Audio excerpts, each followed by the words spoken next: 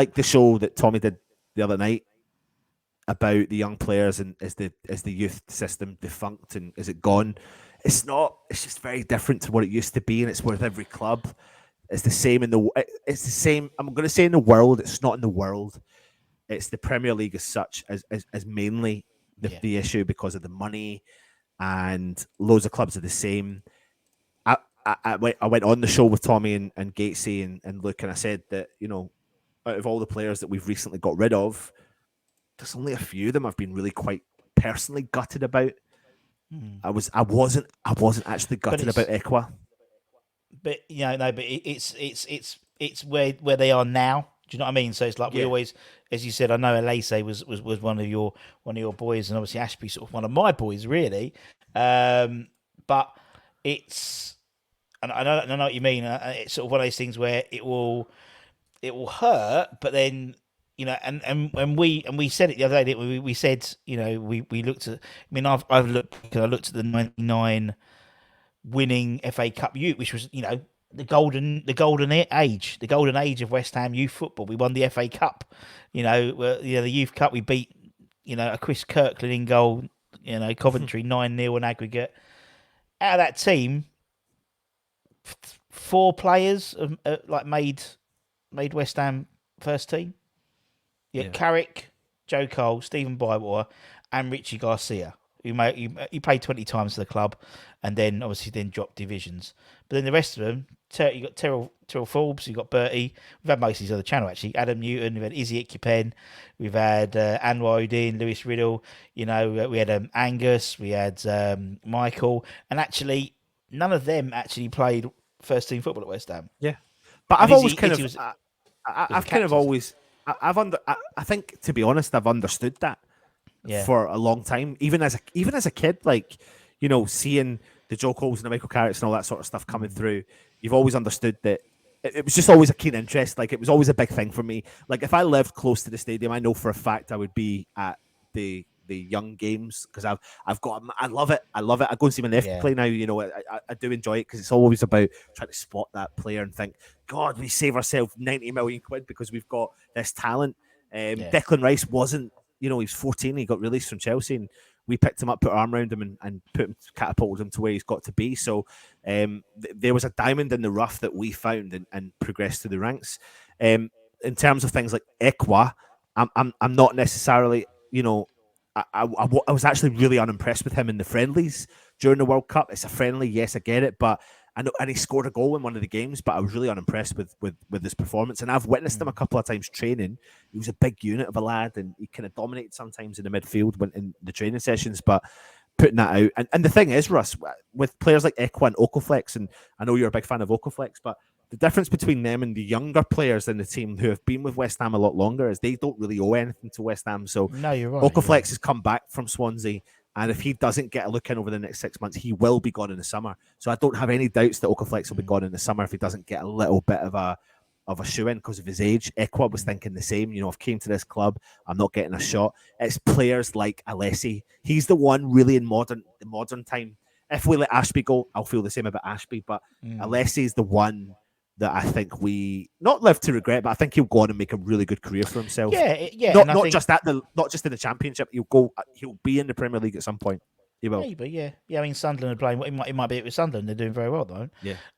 But yeah, I know what you mean. I mean, you look at, as you said, we look at someone like Josh, I remember when we spoke to Potsy, he was the one he was gutted for because he knew he was like the best kid for training, and he was West Ham mad, and it just didn't work out for him, and so he then had to go to Anderlecht and obviously build his career.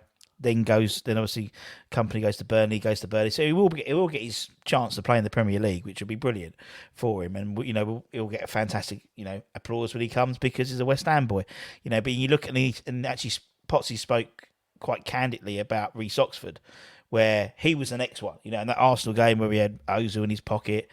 But it's now, we only see what's on the pitch. And that's the way I think, a lot of these things that happen behind closed doors, and why is this person gone, and why has he gone to Leeds, and why is this guy going to Newcastle? We only see what's on the pitch. Yeah. agents, families as agents, they're demanding all this silly money for players who have just made. I mean, the Sonny Perkins thing, he wanted almost first team wages, really, and he just made like two appearances off the bench, really. So it was like, no, because actually you shouldn't be demanding that yet. You haven't earned your stripes to demand that yet. Listen, I know, but I think there's an argument to two sides, isn't there? And I know this is slightly dissecting slightly, but the argument on both sides of it is that you could just throw a couple of these youngsters in and give them try and give them a run of games, and if they got the run of games and they perform well for you, and then you found a couple of diamonds, excellent. But equally though, the other foot is the situation is we're not really giving these players a chance. So, like Tommy said, like, why would anyone want to come to West Ham if you're not going to get that pathway? But then the other argument is, look at all the other clubs and what pathway are these players getting? Like, how many players have Man United let go, and Chelsea let go, and Man City let go, and Arsenal let go? We signed, Arsenal let go of Okoflex. Yeah. Ekwa let go of, Chelsea let go of Ekwa, let go of Declan Rice, let go of many, many more players. So it happens. It does happen everywhere. It's just that we live and breathe and love the club. We do. Yeah, and I guarantee there's probably people on, I don't know, not Aston Villa, but another fan channel from another club doing exactly the same thing about one of their youth team players are leaving. And as you said, we talk about Declan Rice, the one that got away for Chelsea, really, and in the same way you look at, I mean, as you alluded to, I've done some stats. I've gone through. This is the Premier League, so this is this season's Premier League, and I've gone through, and you can see, look, painstakingly gone through every player that's played in the Premier League who is an academy player, so has been in the youth setup at that club. I've taken out Zaha because he left and came back, so that was my thing. And this is how many games. So there's only 55 players in the whole Premier League who have played a game this meet, and that could be a sub appearance, could be a 5-minute sub appearance, Sonny Perkins type thing or whatever. Only. You got 44 of them have made more than 5. So have been because that's what we were saying the other day. It's not necessarily about the players. It's not because if we looked at Moyes has given more academy players first team debuts than any other manager since the early 90s. Yeah, but they've been in pointless games. It's not. It's how they transition into the Premier League. Yeah, but where my argument lies in this whole situation is that when you think like, when someone deserves a chance and there's an opening and they don't get it when there's an opening, that's what pisses me off more than anything. So you think back to Chelsea Arsenal last year, injuries, sending offs, Alessi's there, he's the under-21s captain. Alessi wasn't let go. Alessi chose to leave the club. So there was a difference between getting let go or choosing to leave the club and all that sort of stuff. There's a big difference between that. Will Greenidge was let go. Yeah, but the thing with Will was, what's name's the under 23 was the Coventry manager the Colchester manager is the former under 23 coach. Yeah, so he knows of him. But he's obviously a talented lad. But he's obviously a talented lad. I'm not slagging him off for that, but it's just when an opportunity arises, it's like we're struggling with strikers, and you've got a player like Mbama who's fluctuating between the ages 18, 21s, banging in the goals, confidence flying high. He doesn't remind me of Freddie Sears. He doesn't remind me of Mipo Awadiku. That's the thing, the Mipo argument, isn't it? It's like they did it, and I know everyone is different. I totally agree that. But as you said, with Mipo, he came on and he came straight off. And it's like, and that is completely shunting his development because of that. Mm. And so and the thing is, I think it'd be great to play more the first team, more the kids in the first team. I mean, as you said, the under 18s have just lost their first game this season to Southampton. Kevin Keane out. That's what I say. Or in for manager. Get him out. Get him out. He lost the game. Out the 18s and into the first team. But he's never won he's tried 3 times. He's never won a game for us in the first team. But it's and I think someone said it in the chat. I think for the Tommy's one, there's a balancing act because at the end of the day, we want to see players. We want to see boys playing us in the West Ham side. That's what we want. But it's like, is it to the detriment of we get relegated because we're playing the? It's I totally see. Yeah. I totally, and we want to see more. And I think, you think of the situation now. If we don't get anyone in this January transfer window as another striker, you think surely we would move Divine into that third position after Bowen, but he won't. But he won't because he said that. He hasn't said anything about it. Well, I think the way people think is that if, God forbid, Antonio gets injured, we still won't see Mubama start. That's what pisses people off. Yeah. That's what pisses people off because it's like, well, you're now going to play a makeshift striker whilst you've got a youth player banging in the goals. Now you go to AC Milan, Inter Milan, totally. You go to Ajax, you go to Borussia Dortmund, and they're in the same situation. They will play that young player. They will. They will. Even if they don't think. And Russ, we've had Tony Carr on. We've had all those young players come on. And Tony Carr himself said, about Glenn Johnson, like, nah. And then look what happened to Glenn Johnson. Glenn Roeder wanted him. He was like, nah, he's not ready. Well, we need to fucking play him because we've got no one else. And he played him, and look at his career. I wonder if it's. But I think and I know we're deviating, but I think it's a really really interesting topic, and I think the trouble is, it's not. I don't think it's inherently a West Ham problem. I think it's a Premier League problem. And as you said, the culture in Spain. I mean, look at Spain. Look at Barcelona. Look at Fatu. He's 17. He was 17 when he came into the side.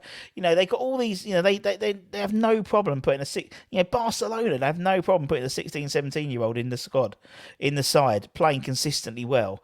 But do you know why they're doing it, Russ, as well? And it's a famous comment that people say. It's these countries and these teams are staying ahead of the curve, so they are willing to play and not get results and maybe not qualify for a tournament to think of the future. And probably though, Spain and Italy probably in the next World Cup should have had 4 years of experience with 17, 18, 19, 20-year-old boys playing at the top level. That's what I said. Was it Germany when it was I think it was 2016 or it might have been even the 2020 World Cup when they deliberately didn't play. When they played like a very youthful side, knowing they weren't going to do particularly well. They did all right, but they weren't. In the fact that they saw a 4-year plan for it, and that's fine if you say it's a 4-year plan. Do you know what I mean? And people say, "Oh, I was having this discussion with someone the other day. He's a Chelsea fan. He goes, oh yeah, we got loads of youth players. The only reason you got loads of youth players is because you couldn't buy anyone for a year, and so Lampard had to play all the youth team players. So it's not like he gave them a chance. They had to play because we had no other choice. And they had. I mean, they've got seven players are academy players who have played more than 5 games in the Premier League this season. But even that, now they can buy players. Gallagher's not getting much of a look in now. Mount is the crowd of a lot of the crowd don't like Mount anymore. Now they think he's sort of like he's there for ceremonial sake. So actually Reece James is injured, so they can go out and buy the guy from Dynamo Kiev. They can go out for 90-odd million. They can go buy someone else. So they could probably go and buy Casado if Arsenal don't buy him. That's how it's moved. It's not like because they've got a great academy, because they had to play anyone. Fulham have got no one in their squad who have played more than 5 games who's in their academy now. Yeah. Same obviously Brentford, because they haven't got an academy. Someone like Leeds, you always see Leeds is quite a youthful side, bring their kids through. I think it's only one player is made more than 5 appearances for them. So it's like it's not like them and us. It's like us as a general thing. I think the average is like apart from he took Chelsea, I think the average is like 2 have made more than 5 appearances. So, and that's what we are. We're 2: Ben Johnson, and Declan Rice, and obviously Mbama. Divine had a brief cameo in the Premier League this year as well. But anyway, he's not going to play. He's not going to play. To summarise, I don't think he's going to play on Monday, unfortunately, which would be a shame. Yeah, it would be a shame. Will be. Rant over.